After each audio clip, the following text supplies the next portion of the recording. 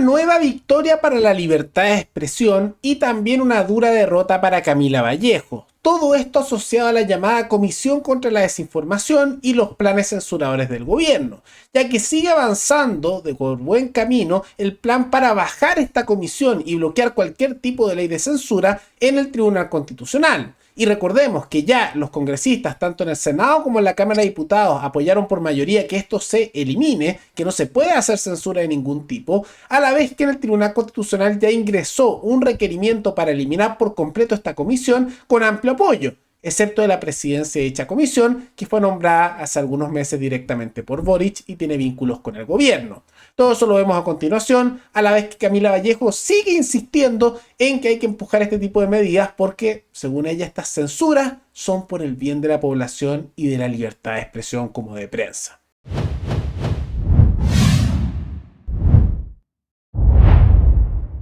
Desde hace ya algún tiempo había una discusión importante con respecto a la libertad de expresión en Chile.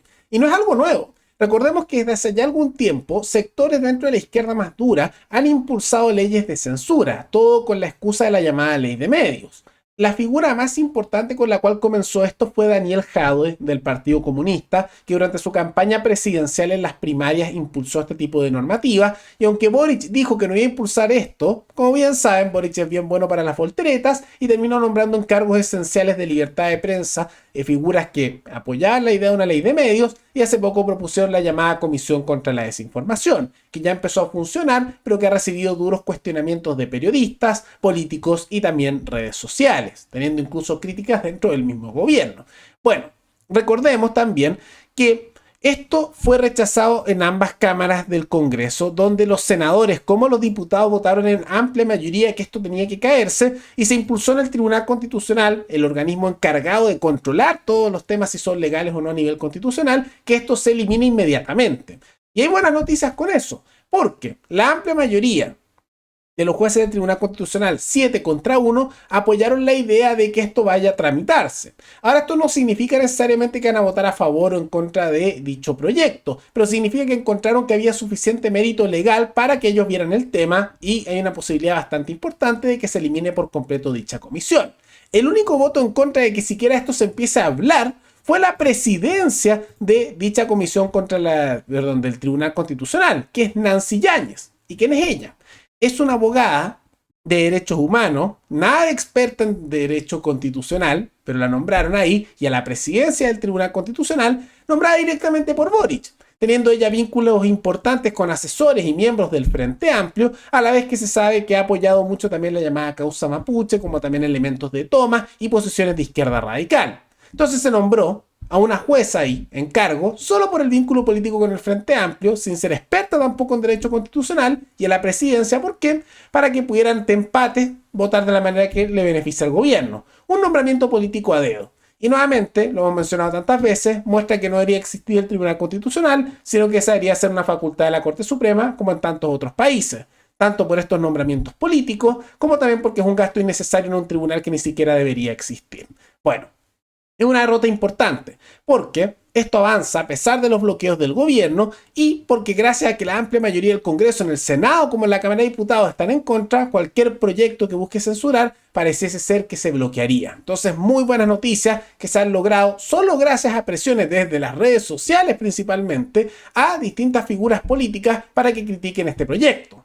Porque recordemos que hace algunos meses varios congresistas de izquierda y derecha apoyaban leyes más bien de censura, pero ha sido tan impopular en tan distintos medios tradicionales como alternativos, como en redes, esta idea que muchos de esos que apoyaban censura se dieron vuelta la chaqueta en un lado positivo, en contra de dicha censura. Pero a pesar de todo esto, Camila Vallejo ha salido a defender la idea de la Comisión contra la Desinformación y evidentemente una posterior ley de medios, porque según ella, la censura que traería esto es por el bien de la libertad de prensa y expresión.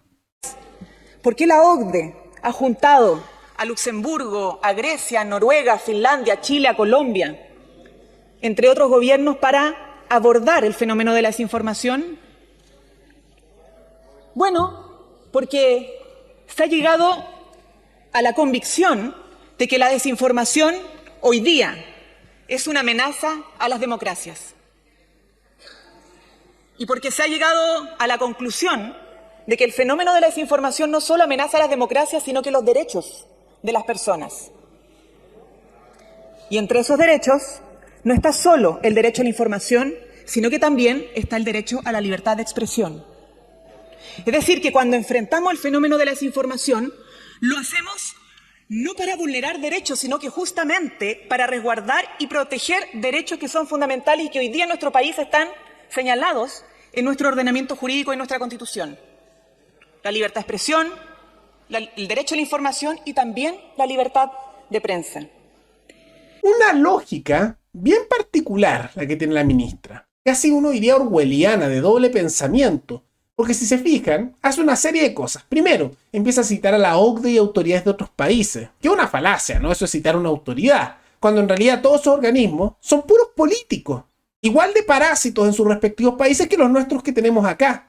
Y hay que recordar que fue Camila Vallejo, hace algunos meses, la que impulsó esto en la OCDE. Y estos otros países se sumaron. Ella lo dice como ese criterio de autoridad, como cuando habla de que la ONU lo dijo, o que la OCDE lo dice. O sea, si los políticos, que igual son parásitos de otros países, dicen que algo está bien, bueno, aquí también está bien. Es una locura el argumento, ¿no? Y hay que tomar en cuenta que no lo hacen porque hay una preocupación común, lo hice casi como con la idea de que esto fuera un tema general, sino porque hay un interés general, podríamos decir, común dentro de los políticos de distintos países, que es en censurar la prensa, como también las redes sociales. Porque sean políticos europeos, africanos, americanos o asiáticos, lo que tienen todos en común es que les gusta tener poder. No les gusta que los critiquen, o que les den opiniones que a ellos no les agradan, o que les filtren cosas de sus gobiernos. Entonces, por eso, a lo largo de la historia, en distintos países, sin importar el sector político, se impulsan políticas de censura contra la prensa y la ciudadanía. Y nunca ha habido en la historia de la humanidad tanta libertad de prensa y libertad de expresión como cuando han existido las redes sociales, porque ahí todas las personas pueden dar su opinión y cuestionar a las estructuras de poder. Pero a los políticos no les gusta. Entonces te dan la excusa que es por tu propio bien y buscan censurar, porque los beneficia. Así es la realidad. Pero al mismo tiempo empieza a dar este argumento de que estas leyes de censura supuestamente son por el bien de la libertad de expresión y de la libertad de prensa.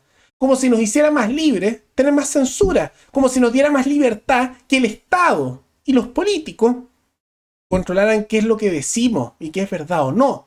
Es un absurdo, ¿no? Y sumamente totalitario. Insisto, doble pensamiento orwelliano. Y al mismo tiempo hay que ser muy caradura para hacer esto. Porque la misma Camila Vallejo, que le encanta acusar a todo de noticias falsas y quiere impulsar estas políticas de censura con el gobierno, miente también descaradamente y encubre cosas. Ya vimos hace algunos días cuando se le entrevistó en Tolerancia Cero y ella empezó a decir que todos estos casos de corrupción eran puros errores. ¡Ah, errores! No, los errores, claro, cuando son casos de corrupción en su sector son errores. Y claro, si tuviéramos estas leyes de medios que quieren impulsar eventualmente, serían leyes oficiales esas, y esa sería la versión oficial. ¿Cómo vas a cuestionar al amado líder, a los gobernantes? E incluso a lo que se ha ocurrido recientemente es que los hayan acusado en el gobierno, de la misma Camila Vallejo, de que ellos son los que desinforman. Tanto así que incluso le han dicho a Camila Vallejo que ella es la reina de la desinformación. Y es verdad por las declaraciones que hacen. E incluso el mismo presidente Boric, que impulsó este proyecto también, miente descaradamente. Y miente no solo a nivel nacional, sino a nivel internacional. Por ejemplo, estuvo hace poco dando charlas internacionales y él daba el discurso que cuando él estudiaba en la Universidad de Chile a comienzos de los 2000, le costaba cada mes, $5.000 la universidad. Y es una mentira descarada. Incluso ahora, con toda la inflación que había, es una mentira descarada. ¿Saben cuántos son $5.000? Esos son cerca de 4.300.000 pesos.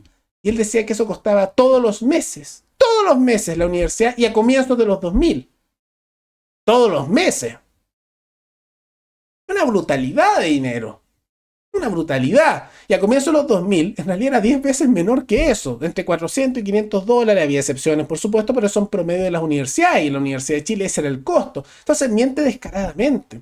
E incluso los medios que más bien son chequeadores de datos, pero que son muy afines al gobierno de la izquierda, por ejemplo Fast Check, que suele tener un prejuicio más cercano a los sectores pro gobierno, y a veces no habla de ciertas cosas que dicen el gobierno que son mentiras, bueno, incluso ellos han tenido que aclarar que eso es falso, porque es una mentira descarada. Y estos mismos que mienten, que engañan, que ponen como error sus casos de corrupción, que cuando quieren mienten y al resto lo quieren censurar, tienen el descaro de hablar de la verdad y las noticias falsas. En la práctica, esto es solo una medida para impulsar una estructura totalitaria en la cual se impone una verdad única y que solo sirve para empoderar a los políticos y callar voces disidentes. Es solo para eso. Cualquier discurso que esto es por nuestro bienestar, nuestro propio bien, es mentira. Y es simplemente la palabrería bonita que nos mandan para intentar convencernos de que esto es una buena idea, cuando en realidad no lo es. Pero como lo hemos mencionado, afortunadamente van avanzando las jugadas para bloquear este tipo de normativas censuradoras y al mismo tiempo, afortunadamente por ahora tenemos en un Congreso que incluso los sectores de gobierno no están de acuerdo en la amplia mayoría para que se apliquen leyes así. Entonces por ahora, aunque esto es una lucha constante contra el totalitarismo, se va viendo que se va a poder bloquear cualquier tipo de censura en redes sociales o a la prensa, sea tradicional o alternativa. Pero más allá de todo eso, ¿qué les parecen estos discursos de Camila Vallejo y estos avances para bloquear el proyecto de censura del gobierno? ¿Positivo? ¿Negativo? ¿Están de acuerdo con ella que censurar las llamadas noticias falsas, que ellos lo definirían que es falso o que es verdad, es algo que fortalece la libertad de expresión y de prensa o es un pensamiento totalitario? Todo eso coméntenlo abajo. Y antes de terminar, quisiera agradecer al suscriptor Álvaro, que se convirtió en un suscriptor más reciente en decidir hacer un aporte mensual al canal a través de la comunidad de YouTube. Así que muchas gracias, te lo agradezco mucho. Gracias a aportes como el tuyo y el de otros suscriptores que este proyecto sigue adelante y se mantiene independiente. Así que si alguno de ustedes quiere hacer un aporte voluntario único por Flow, o por criptomonedas, o un aporte mensual por Patreon, o por la comunidad de YouTube, pueden decidir hacerlo mirando el comentario que se encuentra fijado abajo y también pueden apoyar este programa comentando, dando like y compartiendo este video en sus redes sociales. Nos veremos en el siguiente programa. Hasta luego.